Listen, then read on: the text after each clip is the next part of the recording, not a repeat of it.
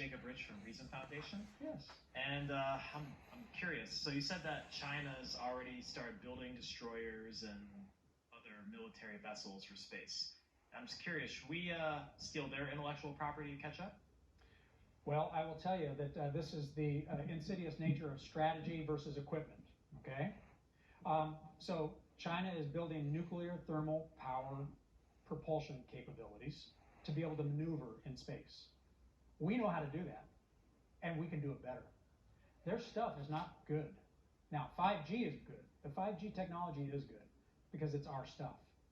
But the stuff they're building is not better than what we can build. It's not about equipment. It's not about stealing our ideas because their ideas are inferior to ours. It's the fact that they're building an entire method of being able to have a blanket of power over America in space.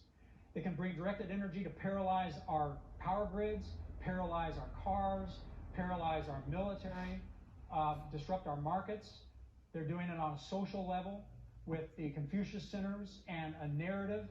The small space companies, for example, I could bring in the CEOs of the small space companies, and here's what's happening to them.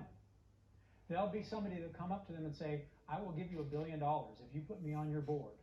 And when they follow the money, it was China. They gave them the money, gave an American that money and said, here's $1 billion for free. Go and get on the boards of these companies, and your only price tag is to bring me the intellectual property and the proprietary information. And so it's hard. A company will come to me and say, what do I do? And I'll say, do not take the money because you will sell your soul. This is where the government needs to help.